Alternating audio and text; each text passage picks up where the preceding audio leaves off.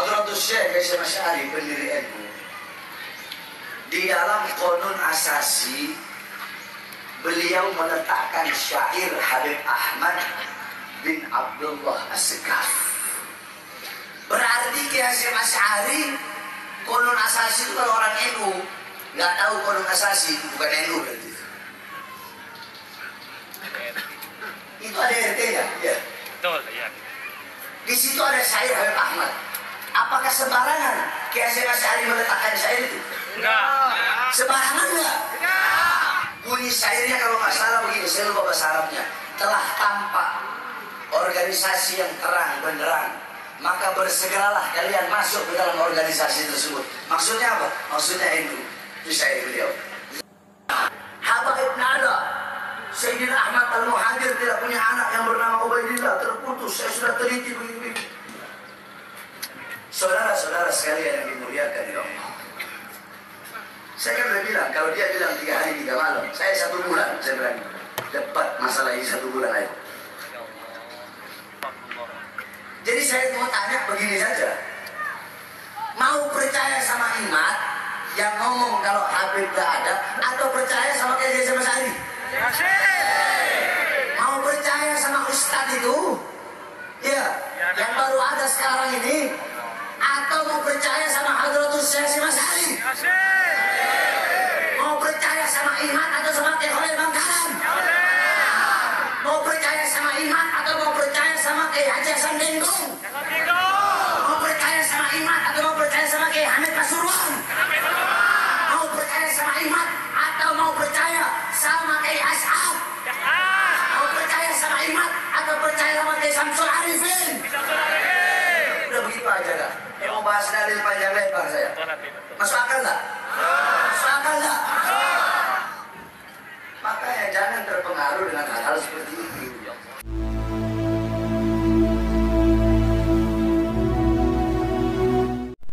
Assalamualaikum warahmatullahi wabarakatuh. Selamat datang, selamat berjumpa kembali di channel Islam Nusantara, channel yang selalu setia dan standby di ujung selatan Pulau Jawa. Kembali aksi provokasi dan adu domba dilakukan oleh oknum Habib bernama Bahar bin Smith. Para jemaah yang ada disajikan ceramah-ceramah yang keras memekakkan telinga dengan menyampaikan materi berisi propaganda. Kalau di situ Bahar bin Smith mengambil contoh ulama NU zaman dahulu menghormati Habib. Itu memang benar. Di ceramah itu yang dicontohkan adalah Syekhona Khalil Bangkalan dan Hadratus Syekh Hasyim Asy'ari. Bahwa kala itu Syekhona Khalil Bangkalan menghormati Habib. Memang itu benar. Bahwa dahulu Hadratus Syekh Hasyim Asy'ari menghormati Habib itu juga tidak salah. Tapi persoalannya, siapa dulu Habibnya? Kelakuannya bagaimana? Dan perlu diketahui bahwa para Habib zaman dahulu, baik pada masa Syekhona Khalil Bangkalan maupun pada masa Hadratus Syekh Hasyim Asy'ari, Habib yang dimaksud adalah Habib yang memang punya etika yang luhur.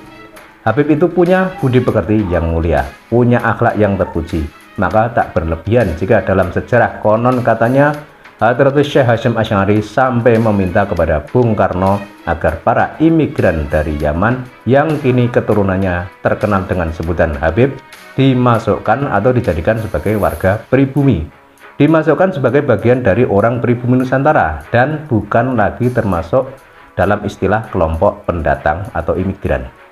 Itu juga masuk akal, meski kebenaran sejarah itu juga perlu dikaji ulang untuk mengetahui kebenarannya. Masuk akalnya bagaimana? Ya kala itu memang para Habib memang berakhlak mulia, tidak pernah minta dihormati apalagi minta dilayani, tidak pernah menyombongkan nasab, tapi justru cenderung menyembunyikan nasab mereka. Mereka sadar diri bro, mereka itu imigran, mereka hanya pendatang dan paham bagaimana harus bersikap sopan pada tuan rumah. Nah kalau sekarang itu kan beda. Kita lihat saja segelintir oknum Habib, misal Bahar bin Smith, hampir di setiap ceramahnya isinya hanya cacian, isinya hanya hujatan, isinya hanya merendahkan masyarakat yang bukan Habib dengan kalimat-kalimat yang samar, sehingga yang mendengar tidak sadar kalau kalimat itu berisi hinaan atau bahkan mungkin pelecehan.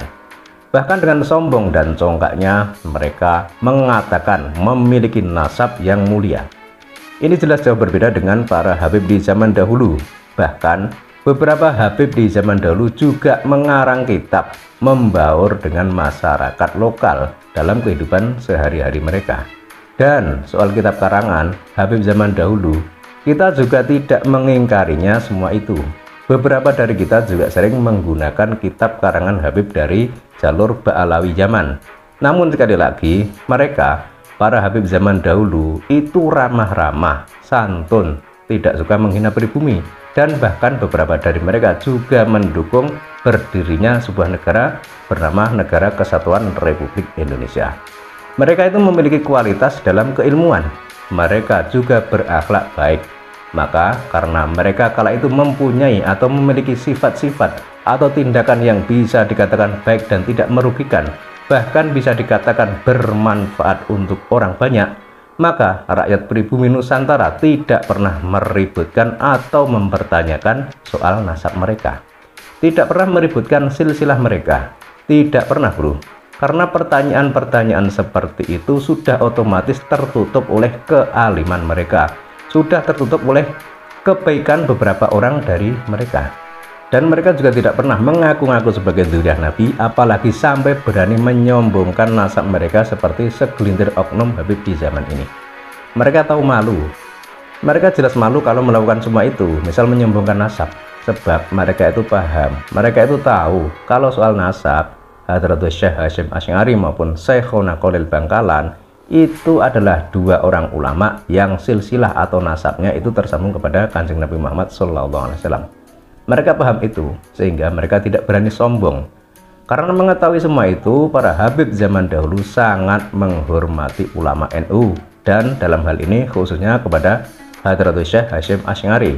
Hadratus Syekh Hasyim Asy'ari yang resmi ditetapkan sebagai imam atau pemimpin sebuah organisasi besar bernama Nahdlatul Ulama. Hadratus Syekh Hasyim Asy'ari tentu juga bukan orang sembarangan. Beliau punya ilmu yang tinggi dan akhlaknya juga mulia. Nah, karena Hadratus Syekh Hasyim Asy'ari itu merupakan sosok ulama yang hebat, yang sangat paham tentang ilmu dan akhlak, maka beliau juga membalas kebaikan para Habib zaman dahulu itu dengan penghormatan yang lebih dari apa yang dilakukan oleh para Habib itu. Kan jelas dalam Islam, kalau kamu dihormati orang, maka balaslah menghormati orang itu melebihi orang itu menghormatimu. Jika kamu diberi satu kebaikan oleh orang lain, balaslah orang itu dengan dua kebaikan atau minimal satu kebaikan yang sama. Tapi sekali lagi, itu kejadian di zaman dahulu kala bro, ketika para ulama benar-benar saling menghargai, benar-benar memahami Islam, benar-benar menerapkan ajaran Islam dalam kehidupan sehari-hari mereka. Jadi ya biasa saja kalau misal Hadratus Syekh Hasyim Asy'ari menghormati seorang Habib, dan itu semua tentu dilakukan oleh Hadratus Syekh Hasyim Asy'ari bukan karena gelar Habib orang itu, melainkan karena kebaikan dan akhlak si Habib tersebut. Jadi jelas ya, Hadratus Syekh Hasyim Asy'ari itu hormat pada orang lain itu karena ilmu dan akhlaknya. Cuma kebetulan kala itu yang dihormati itu bergelar Habib. Jadi bukan gelar Habibnya yang dihargai atau dihormati, tapi karena kebaikan dan akhlaknya. Paham ya sampai di sini? Tapi coba kalau kita lihat di zaman sekarang, semua sudah berubah, semua sudah jauh berbeda.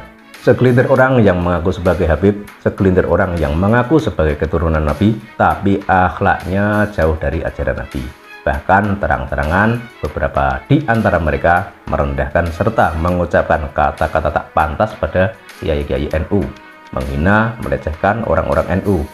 Kalau sekali atau dua kali sih mungkin khilaf ya, kita juga maklum. Nah ini sudah berkali-kali bro, sudah sering, dan nampaknya memang arahnya untuk mengambil simpati masyarakat yang dekat dengan NU, yang dekat dengan tokoh-tokoh NU, agar pindah haluan menghormati segelintir oknum Habib ini. Istilahnya mau mengambil alih kendali NU. Dan segelintir oknum Habib ini juga terkenal sombong, suka memprovokasi masyarakat agar benci dengan pemerintahan yang sah, atau agar benci pada tokoh lain yang tidak sejalan dengan mereka. Contoh dalam video tadi, Bahar bin Smith menyerang Kiai Imaduddin dari Banten, dan juga memprovokasi para jamaah agar membenci atau paling tidak menjauhi atau minimal tidak mengikuti seorang kiai bernama Kiai Imaduddin Utsman dari Banten. Bahar bin Smith memang tidak mengatakan demikian, tidak berbicara demikian, namun jelas arahnya ke situ. Padahal kita semua tahu kalau Kiai Imaduddin itu adalah salah satu tokoh NU dari daerah Banten. membandingkan orang NU1 dengan NU lain yang berbeda pandangan. Kan jelas arah dan maksudnya kemana. Jadi sampai sini harusnya kita paham, NU itu memang sebuah organisasi terbesar di Indonesia, bahkan terbesar di dunia, dan kini tengah diacak-acak, kini tengah diadu domba agar saling membenci, agar saling terpecah belah. Dan itulah yang terjadi sekarang. Segelintir oknum Habib menunjukkan propaganda antara kiai dan habaib, antara kiai dengan kiai, antara kiai dan umat Islam. Dan sekali lagi, Syekhona Khalil Bangkalan maupun Hadratus Syekh Hasyim Asy'ari kala itu hormat dan dekat dengan habaib itu bukan karena gelar Habibnya, tapi karena akhlak dan keilmuan si Habib tersebut. Jadi beliau mencintai dan menghargai orang lain bukan karena nasab, tapi karena ilmu dan akhlak. Semoga kita semua makin paham apa tujuan mereka dan kemana arah mereka. Dan sebelum kita tutup, saya juga mau bertanya, sudahkah Anda melakukan tes DNA? Kalau sudah, hasilnya bagaimana? Positif atau negatif? Cukup sekian dari saya dan salam waras.